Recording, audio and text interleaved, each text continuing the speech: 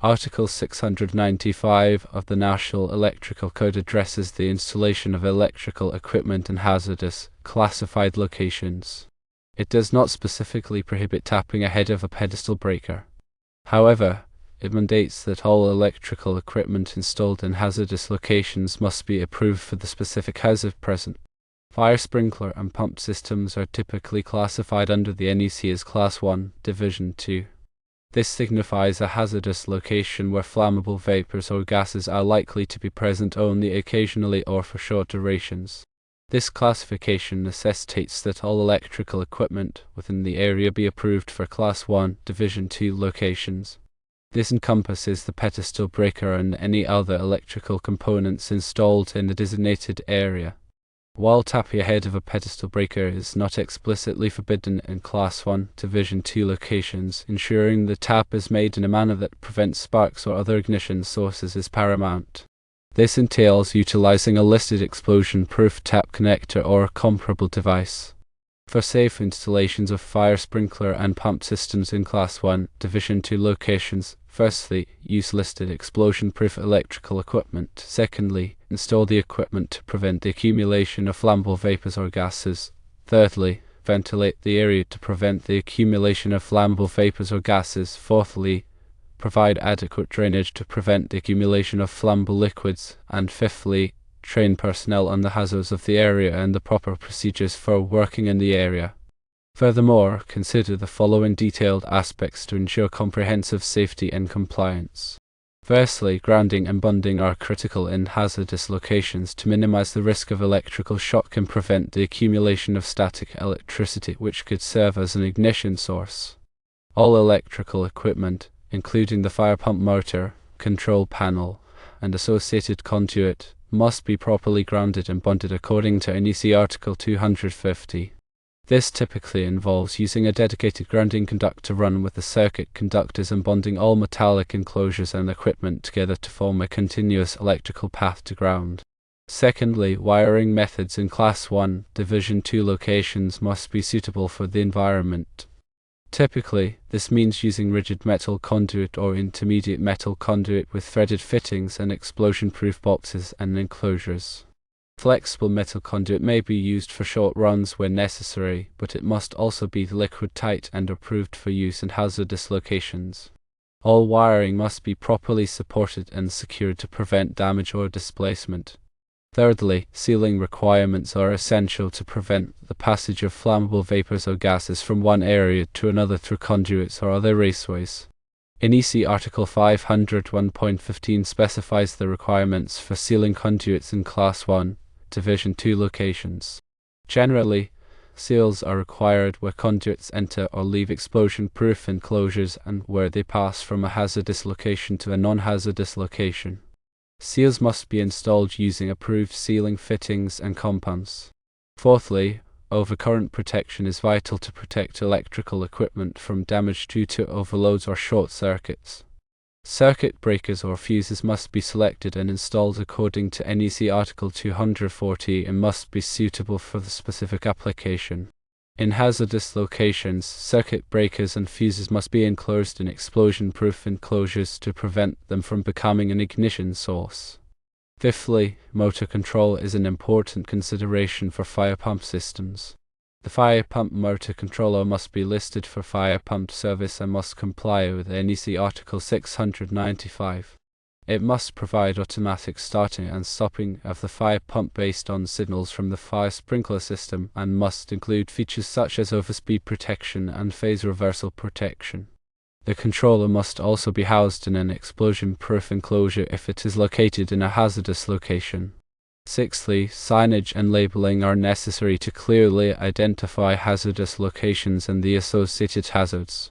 Signs must be posted to warn personnel of the presence of flammable vapors or gases and to indicate the type of protection used, such as explosion-proof equipment.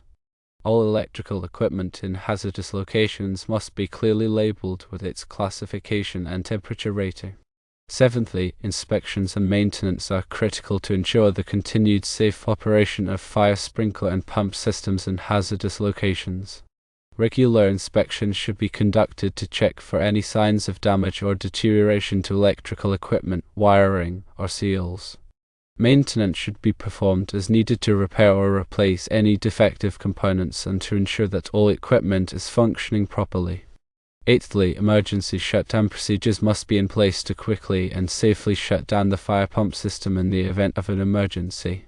These procedures should be clearly documented and communicated to all personnel who may be required to operate or maintain the system. Emergency shutdown switches should be readily accessible and clearly labeled. Ninthly, bonding jumpers must be utilized. Bonding jumpers are used to ensure electrical continuity between metal parts of the equipment. In hazardous locations, these jumpers are especially important to prevent the buildup of static electricity, which can cause sparks and ignite flammable substances. Tenthly, temperature ratings must be considered. Electrical equipment used in Class 1, Division 2 locations must have appropriate temperature ratings to ensure that the surface temperatures do not exceed the ignition temperature of the surrounding flammable vapors or gases. The temperature rating is typically marked on the equipment and must be selected based on the specific hazardous materials present. 11thly, intrinsic safety is a protection technique that limits the electrical energy in a circuit to a level that is too low to cause ignition, even under fault conditions. Intrinsic safety is often used in instrumentation and control circuits in hazardous locations. Equipment and wiring must be specifically designed and certified as intrinsically safe. 12thly, purged and pressurized systems can be used to protect electrical equipment in hazardous locations by maintaining a clean, non-hazardous atmosphere within an enclosure. The enclosure is either continuously purged with clean air or inert gas, or it is pressurized to prevent the ingress of flammable vapors or gases. 13thly, consider the location of the equipment. Whenever possible, electrical equipment should be located outside of hazardous areas to minimize the risk of explosion. If equipment must be located within a hazardous area, it should be placed as far away from potential sources of flammable vapors or gases as possible. 14thly, training is paramount. All personnel who work on or around electrical equipment in hazardous locations must be properly trained on the hazards involved in the proper procedures for safe installation, operation, and maintenance. Training should cover topics such as the classification of hazardous locations, the selection and installation of explosion-proof equipment, and emergency shutdown procedures. 15thly, arc flash protection is essential. Even in Class 1, Division 2 locations, arc flash hazards can exist, especially when working on energized equipment. Arc-rated clothing and personal protective equipment should be used when performing any work that could expose personnel to arc flash hazards. 16thly, surge protection is a crucial component to protect electrical equipment from transient voltage surges, which can be more prevalent in industrial environments. Installing surge protected devices, or SPDs, at the service entrance and at critical equipment locations can help mitigate the risk of damage from lightning strikes, utility switching, and other transient events. These SPDs should be selected based on the voltage and current requirements of the system and should be properly grounded. 17thly, wireless technology can reduce the amount of wiring required in hazardous locations. Wireless devices must be certified for use in Class 1, Division 2 locations and must be installed according to the manufacturer's instructions. 18thly, lighting is crucial. Lighting fixtures used in Class 1, Division 2 locations must be explosion-proof and must be selected based on the specific lighting requirements of the area. The fixtures should be installed in a way that minimizes glare and provides adequate illumination for safe working conditions. 19thly, consider the ambient temperature. Electrical equipment used in hazardous locations must be suitable for the ambient temperature range of the area. High ambient temperatures can cause equipment to overheat and fail, while low temperatures can affect the performance of certain components. 20thly, ventilation systems should be regularly inspected to ensure that they are functioning properly and that they are not obstructed by debris or other materials. Proper ventilation is essential for removing flammable vapors or gases from hazardous locations.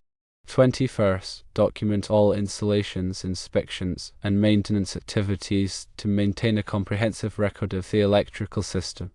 This documentation can be helpful for troubleshooting problems, planning future upgrades, and demonstrating compliance with regulatory requirements. 22nd, follow manufacturer's instructions. Always follow the manufacturer's instructions for the installation, operation, and maintenance of electrical equipment in hazardous locations. The manufacturer's instructions provide important information about the equipment's capabilities and limitations and can help ensure that it is used safely and effectively. 23rd, use appropriate tools. When working on electrical equipment in hazardous locations, it is essential to use the appropriate tools. Non-sparking tools should be used to minimize the risk of ignition, and insulated tools should be used to protect against electrical shock. 24th, regular training should be performed. Regular refresher training should be provided to all personnel who work on or around electrical equipment in hazardous locations. This training should cover any changes to the electrical code, new technologies, or new procedures. 25th, conduct a hazard assessment. Before beginning any work in a hazardous location, it is important to conduct a thorough hazard assessment to identify potential hazards and to develop a plan for mitigating those hazards. This assessment should consider all aspects of the work, including the equipment being used, the environment, and the personnel involved. 26. Follow lockout-tagout procedures. Lockout-tagout procedures should be followed whenever working on electrical equipment in hazardous locations. These procedures ensure that the equipment is energized and that it cannot be accidentally energized while work is being performed. 27th, use a qualified electrician. All electrical work in hazardous locations should be performed by a qualified electrician who is experienced in working in these environments. A qualified electrician will have the knowledge and skills necessary to install and maintain electrical equipment safely and in accordance with the electrical code. These considerations, when taken in totality, contribute to a robust and safe installation of fire sprinkler and pump systems in Class 1, Division 2 hazardous locations. Adherence to these guidelines not only ensures compliance with the NEC but also safeguards personnel and property from potential hazards.